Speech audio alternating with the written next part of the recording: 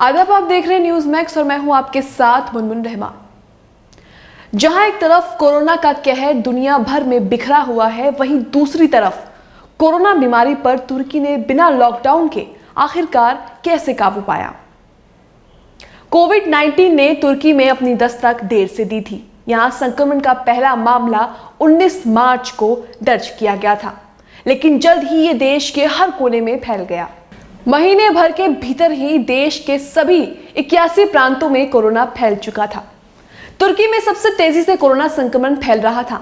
हालत चीन और ब्रिटेन से भी ज्यादा खराब थी। आशंकाएं थीं कि बड़े पैमाने पर मौतें होंगी और तुर्की इटली को भी पीछे छोड़ देगा, लेकिन ऐसा नहीं हुआ। 3 महीने गुजर चुके हैं और वो भी तब जब तुर्की ने पूरे तरीके से लॉकडाउन भी नहीं किया था।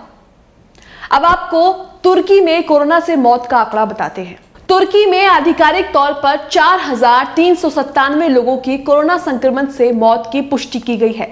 दावे किए जा रहे हैं कि वास्तविक संख्या इसके दोगुना हो सकती है, क्योंकि तुर्की में सिर्फ उन लोगों की ही मौत के आंकड़ों में शामिल किया गया है जिनकी टेस्ट रिपोर्ट पॉजिटिव थी। लेकिन अगर दूसरे देशों की तुलना में देखा जाए तो 8.25 करोड़ की आबादी वाले इस देश के लिए यह संख्या कम ही है। यूनिवर्सिटी ऑफ केंट में वायरोलॉजी के लेक्चरर डॉक्टर जेरेमी रॉमसन के मुताबिक तुर्की ने बर्बादी को टाल दिया है।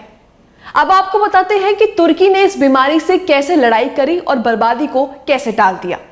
तुर्की उन देशों में शामिल है जिसने बहुत जल्द प्रक्रिया दी, खासकर टेस्ट करने, पहचान करने, अलग करने और आवागमन को रोकने के मामले में। तुर्की उन चुनिंदा देशों में शामिल है जो वायरस की गति को प्रभावी तरीके से कम करने में कामयाब रहा है। जब वायरस की रफ्तार बढ़ रही थी, अधिकारियों ने रोजमर्रा की जिंदगी पर कई तरह के प्रतिबंध लगा दिए। कॉफी हाउस जाने पर रोक लग गई, शॉपिंग बंद हो गई, मस्जिदों में सामूहिक नमाज रोक दी गई और साथ ही 65 साल से ऊपर और 20 साल से कम उम्र के लोगों को पूरी तरह लॉकडाउन में बंद कर दिया गया। सप्ताह के आखिर में कर्फ्यू लगाए गए और मुख्य शहरों को सील कर दिया गया। इस्तांबुल तुर्की में महामारी का केंद्र था। इस शहर ने अपनी रफ्तार खो दी, जैसे किसी दिल ने धड़कना बंद कर दिया हो। डॉक्टर असलान तुर्की में ट्रेसिंग अभियान का नेतृत्व कर रही हैं। पूरे तुर्की में उनके जैसी 6000 टीमें हैं। डॉक्टर असलन बताती हैं कि उन्होंने मार्च 11 यानी पहले दिन से ही वायरस को ट्रैक करना शुरू कर दिया था। वो कहती हैं, हमारी योजना तैयार थी, हमने सिर्फ अलमारियों में से फाइल निकाली और काम शुरू कर दिया। उन्होंने बताया कि उन्होंने जल्द से जल्द टेस्ट शुरू किए और टेस्ट की रिपोर्ट भी 24 घंटे के अंदर मिल जाती थी। तुर्की ने बाकी देशों के मुकाबले से तेज काम किया। तुर्की में विश्व स्वास्थ्य संगठन के कार्यकारी प्रमुख डॉक्टर इरशाद शेख कहते हैं कि शुरुआत में हम चिंतित थे।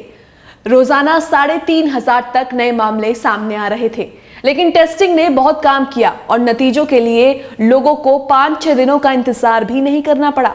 उन्होंने तुर्की की कामयाबी का श्रेय कॉन्टैक्ट ट्रेसिंग, क्वारंटाइन और तुर्की की अलग थलग करने की नीति को भी दिया।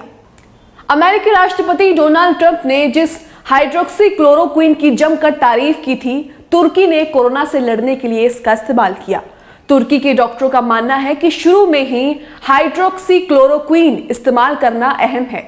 दूसरे देशों ने इस दवा का इस्तेमाल देरी से शुरू किया।